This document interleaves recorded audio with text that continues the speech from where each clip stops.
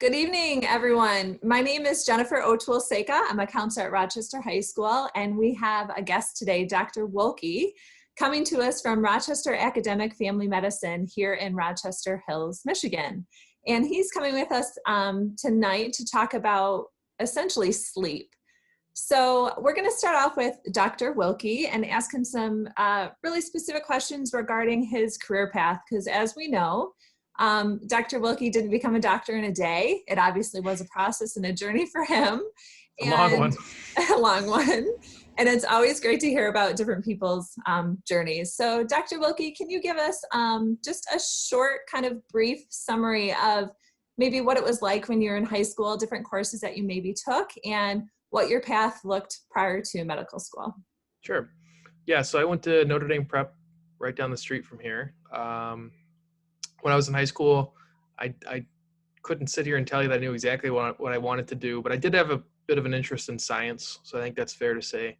I did my first honors, just general biology class, and that really kind of got my interest. I liked learning about evolution and how a cell works. And I actually, I'm sure it started earlier because I know I was interested in science when I was younger than that. And then, when I was looking to try to figure out what I want to do for a career, because you do have to start thinking about that while you're in high school. I sort of had an inclination that I was going to go to college. Most of my family did. But I wasn't exactly sure what I wanted to go into. So I just made sure that, whatever classes I was taking that I did well in. I knew that was going to be the key, because if it was getting into a specific school or getting a scholarship to make it more affordable, I knew that I was going to need to do really well. And, so I did the best I could to, get A's and B's, mostly A's if I could, and worked hard at it while I was doing that. And I still had fun. I played basketball and soccer, so it wasn't, only doing school stuff. You can make time for other stuff too. I'm sure the balance was important to figure out how to balance fun and academics, because that's really the thing of life. Yeah, I think that's true, because I think, anytime I've ever gone on an interview or looked to apply to medical school or to get into a residency or to get a job, people want to know what sets you apart. And, having, interesting hobbies, I think is important too. It gives you something to talk about, and makes you more memorable. Dr. Woelke, did you do any type of internship, paid or not paid, while you're in high school to kind of expand your really to gather more information into different things that might interest you? I did not do any internships, although I certainly had some friends that did. My main thing I did was in the summer. I mean, I did a lot of sports training, but then I worked in my father's office, who was a family physician as well, worked out of Waterford. I didn't have the most glorious job. My job was to push the cart and collect the charts, because it was still on paper charts. There wasn't electronic records. So I would take the paper charts from the doctor's room to the storage room and back and forth. And I would help out cleaning the office, but it got me exposure. Mm-hmm. I got to see what it was like taking, sometimes he would let me come in. I was a little spoiled. I mean, he would, hey, this is my son, introduce me. But I got a feel for what it was like to work in a doctor's office. So that's what I did for my work for my, I guess my junior and my senior year. That's what I did in my summertime. Can you tell us about your path to medical school? So I'm assuming that you have an undergraduate degree in something in the sciences. And with our students, they know that it can be pre-med or something in a different science. What ended up being your undergrad degree? And did you go directly to medical school after that point? What was your path there? Yeah, I did. I did just a general. So I went to a small liberal arts school, Kalamazoo College on the west side of the state. There's a lot of schools like that: Kalamazoo College, Albion, Adrian, Alma, Calvin, Hope. There's lots of them in our state and around the area. Certainly that's not the only way you can go about it. I mean, I have plenty of friends in medical school that went to bigger schools, U of M, Michigan State, all those different types of things. But my particular path took me down just like a general biology degree. And same kind of strategy. I wasn't 100% sure that's what I wanted to do my first 2 years in college. So I just did the best I could to get the highest grades that I could. By my junior year, I knew I needed to start thinking about what I was going to do when I finished college.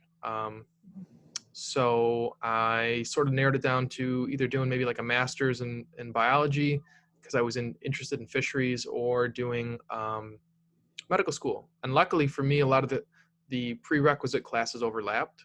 So I took, my biochemistry, my organic chemistry, because there are certain things you need to take in order to apply to medical school. If you don't have the prerequisite courses, you can't apply. It's not enough just to have a degree. Although it doesn't have to be in a medical field per se. I mean, there are people that did non-traditional routes that, did some like the language arts and stuff like that. As long as you took the science classes that you needed, you could still apply. And that's how I got there. And then you apply to a lot of different schools, and you spend a lot of time driving to different places, or probably Zoom interviews now, and cross your fingers and hope you get in. And not everybody does in their first try. I have a lot of friends that took a couple tries.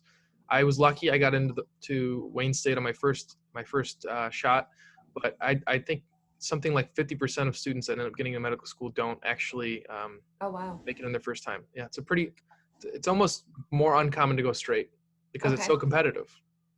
Well, I think that must have really showed with your breadth of the work that you had done prior to that to help get you in and have the opportunity. When we had talked earlier, you had said that some of your friends even started at community college and ended in medical school with a medical degree. Yeah, and I think that's it's a good cost-effective route to take. 2 years at a community college, and then make your way into a bigger college, because cost is certainly something you want to keep in mind. I think that's the one thing when I look back on my high school, everyone was really pushing, and I don't know if it's still exactly the same way, but it was, very much like, hey, what college are you going to? Mm-hmm. But nobody ever really talked about what the cost would be, and Mm-hmm. the cost is pretty huge difference in some of the in-state schools. I mean, we're talking the difference of $20,000 or $30,000 a year, which is a number. It seemed like a number to me when I was in high school, because I'd never really had like a full-time job before, and I didn't really have an understanding of how much money that really was. But I guess what I'm saying is it's certainly something to keep in mind. You don't want to say I can't go to this other place because of cost, but it's something I think when you're weighing, how strong is this school academically, what kind of programs does it offer, you have to you should keep in mind how much it costs, because Mm-hmm. if you want to go to a medical degree, that's not the last loan you're going to have to take out. So it's something to think Right. about. I don't think it's the only thing you should think about, but it should be part of that decision. Absolutely agree. Thank you so much. So let's get into the meat of why we connected. So if you could talk a little bit about teenagers and sleep. Oftentimes as a high school counselor, I talk to teens, and very much a conversation that I bring up a lot of time is sleep. Obviously, as a counselor, we talk about social emotional health, but also absolutely about their path in life, their career, and absolutely their academics. And I always feel like I can come back to sleep in my conversations with kids. So if you could just talk a little bit about circadian rhythm, or potentially you had talked about something with wakefulness. If you could talk a little bit about those pieces. Um, well, circadian rhythm is it's essentially your body's internal clock, and everybody's kind of heard of it, but it helps to kind of put a bit of a definition on it. Um, it runs actually in almost, I'm not going to get into it too much, but it's a little more than a 24-hour cycle. Okay. Um, it runs on internal and external cues. So your circadian rhythms, your cellular biology has its own clock that, even if you weren't exposed to anything else, would run at a certain temperature. People that can't see light, maybe they're blind or something like that, they still have a circadian rhythm. But light does have an effect as well. So but it runs on roughly a 24-hour clock, and the circadian rhythm does more than just tell your body when to go to sleep. It tells it when to wake up. It affects your temperature. You actually can see changes in temperature while you sleep, hormone changes in your body. So it affects a lot of different things. So But you had talked external factors for a moment, and I'm guessing screens would be one of those external factors. Could that be true? sure. Well, typically the way normal sleep works is that, when the sun's up in the sky, it gives off a certain wavelength of light. And that's part of that is a frequency of light that we call blue light.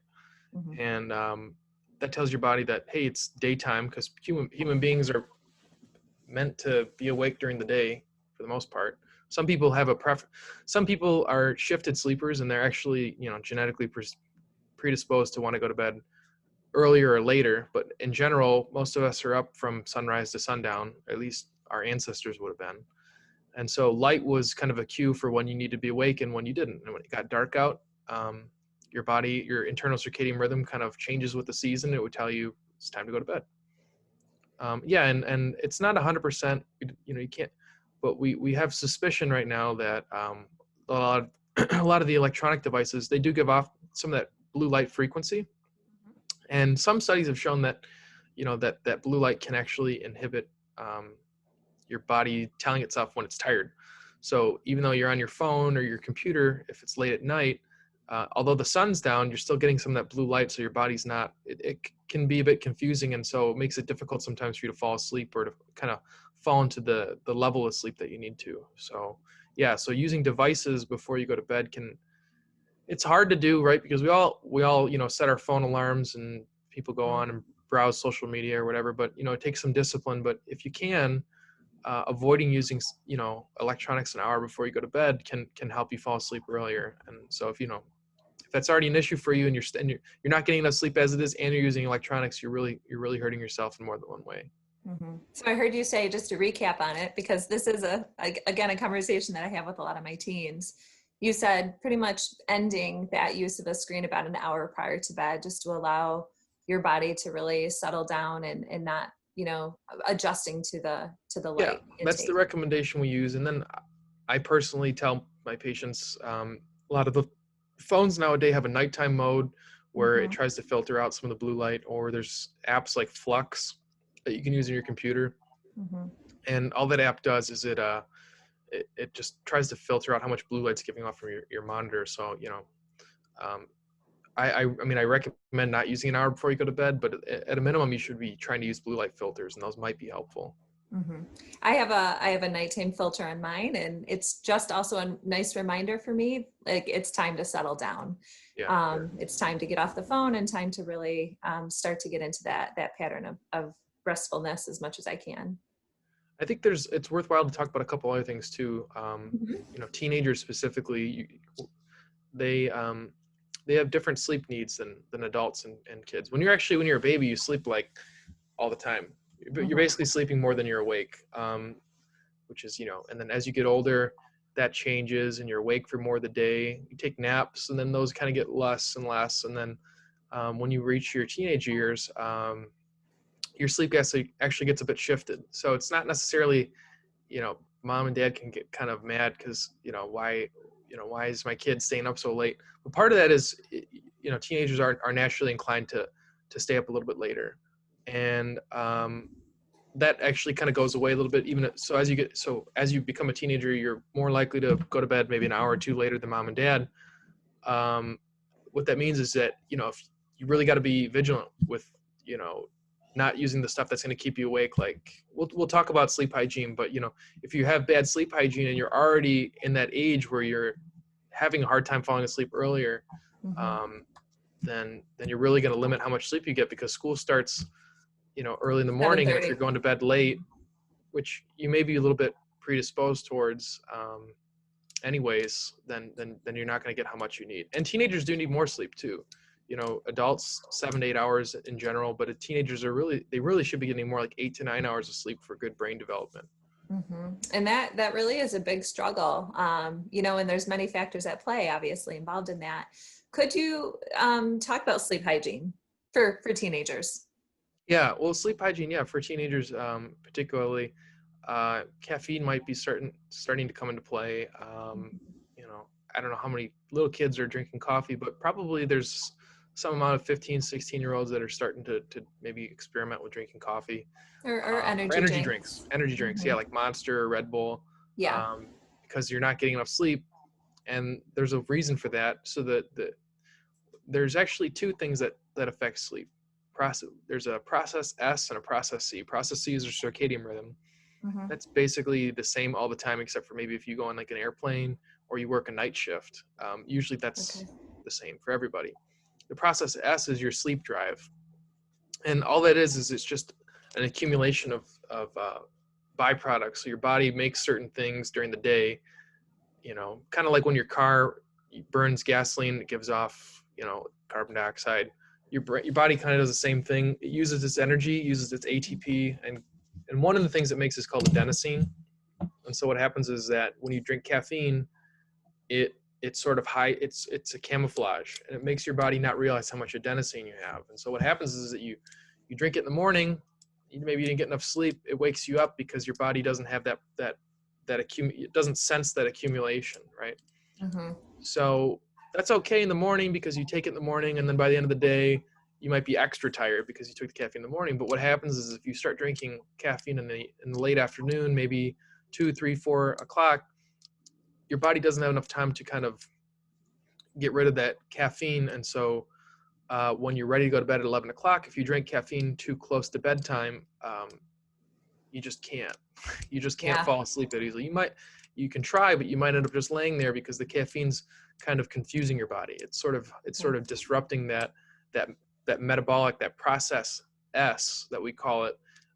The caffeine hides that, and so you don't feel as tired when you should.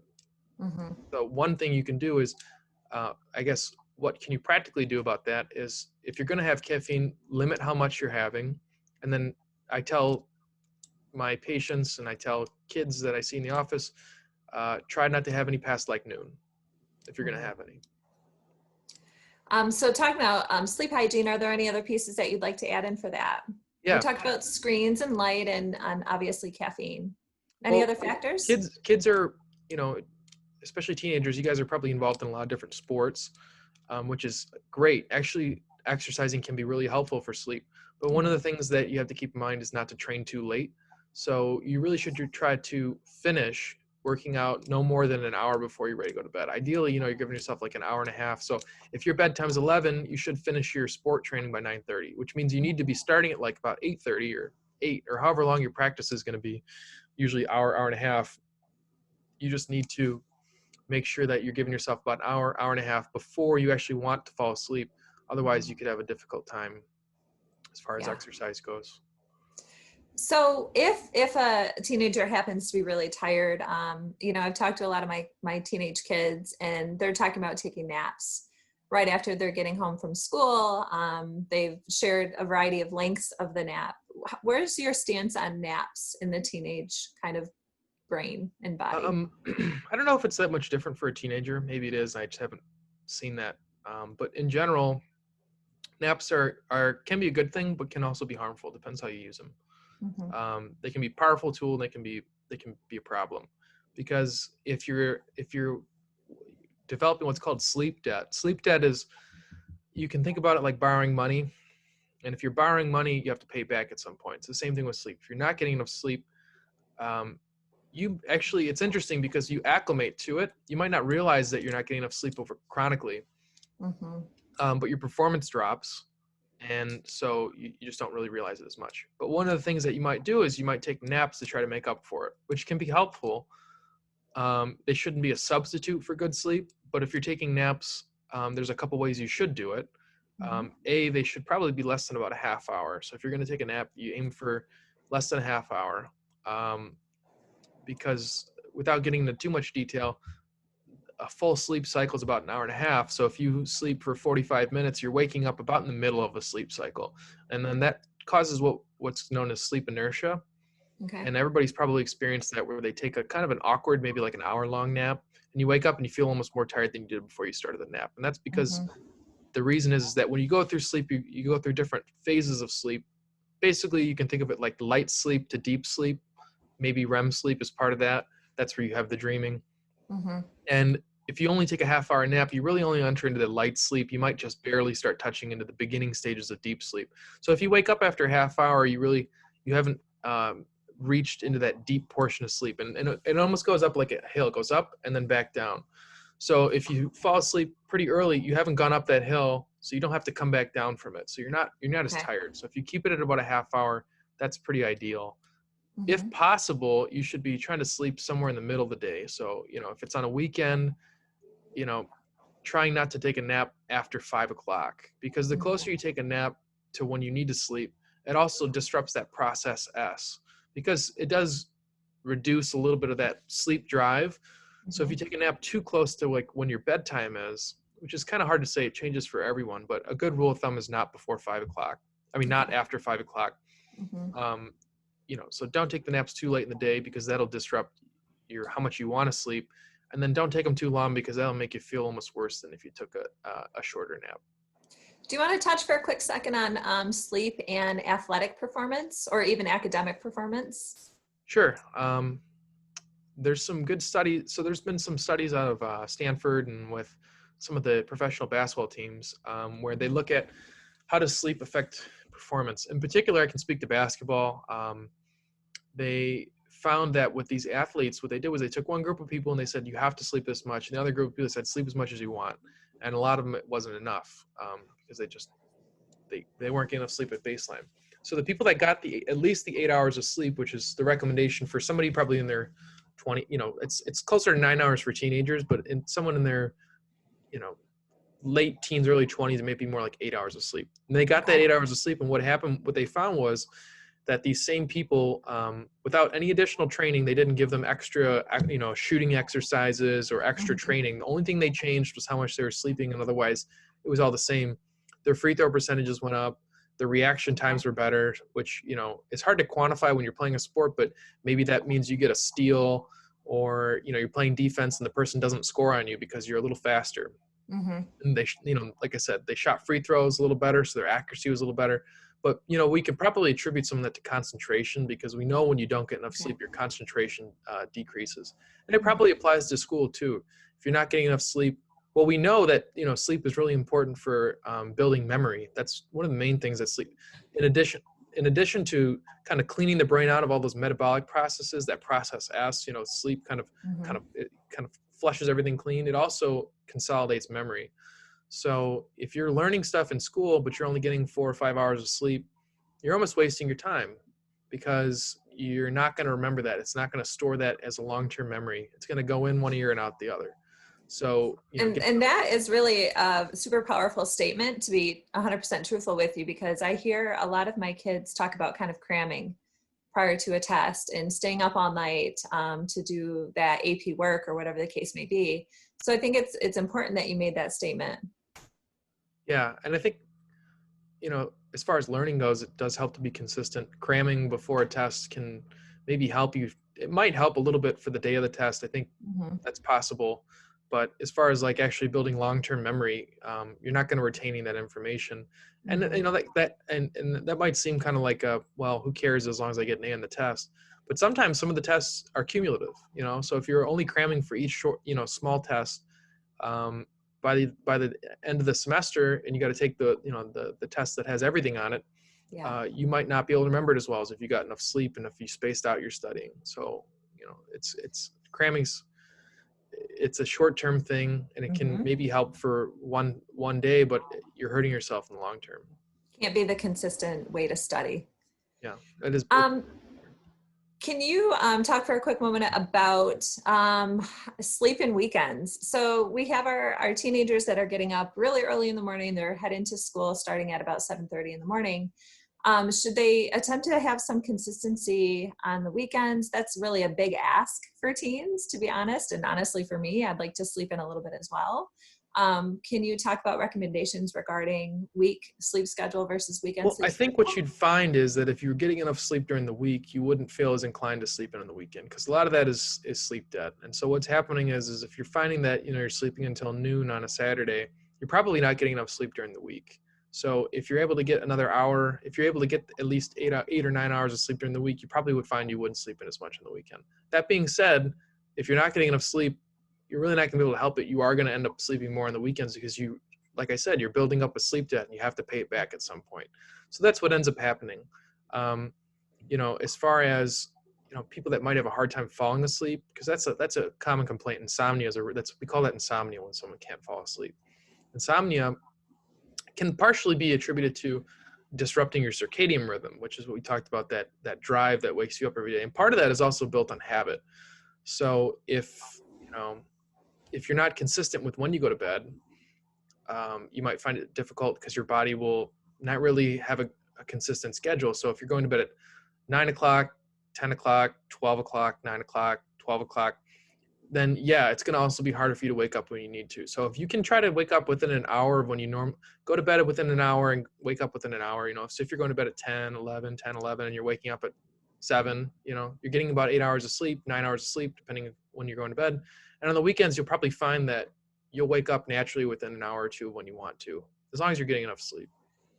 What would your recommendation be for somebody that wants to kind of change their sleeping patterns or sleeping habits? You talked about sleep hygiene, but if they want to start to kind of work their way back to an earlier bedtime, something about an hour a night. Yeah, an hour would be a good recommendation. Depends, I guess, how off your sleeping is. Mhm. But you're going to find it hard to change by more than an hour anyways, because a good analogy is if you ever take a flight and you want to, let's say you're going to California, which is 3 hours off. Mhm. It's going to take you 3 days to get that time difference changed, because it takes about 1 day per 1 hour to change your sleep schedule. So if we use the same principle that it's a day per hour for people that travel on a plane to go to a different part of the country, it's probably going to take you about a day per hour if your sleep schedule is pretty off from where it should be. So if you're someone that's staying up till 2 a.m. every night and your bedtime should be more like 11, well, then maybe you go to bed at 1, then 12, then 11, rather than just trying to go to bed from 2 to 11, which is a 3-hour change. It's going to be a lot harder. You probably won't be able to fall asleep at that time. Mhm. Is there anything else, Dr. Woelke, that you'd like to add? We pretty much covered the topics that we had discussed earlier, but this is pretty eye-opening, and I think you're giving us really great information. Um, part of it is listening to your body. We can make some recommendations. Make sure you're getting, if you're a teenager, you're getting 8 or 9 hours of sleep. Make sure that you're trying to have a consistent sleep schedule, that you follow good sleep hygiene. And there are some people though that have real issues. There are some medical issues. So if you think you're one of those people, there's some things like narcolepsy or obstructive sleep apnea. I mean, you should definitely talk to see your pediatrician or your doctor and ask them about it. Some of those things might be like suddenly falling asleep during the day without any control, or laughing makes you, pass out or fall asleep. Or maybe you're waking up in the morning and you're saying, hey, I'm getting 9 hours of sleep, but I still feel tired. Sometimes those can be other medical conditions, and those can even be mental health conditions too, like depression sometimes can cause you to feel tired all the time. So if you find that you are following these tips and you're getting like 8 or 9 hours of sleep and you're still feeling tired, or you're having other issues with your sleep, it can be worthwhile to go and see your pediatrician or your family doctor.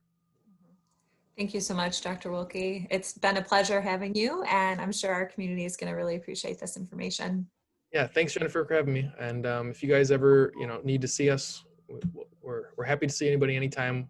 9 to 5. Come and stop by if you have any questions. Rochester Academic Family Medical, right across from Ascension Hospital, correct? Correct. Great. Thank you. Thanks. Take care.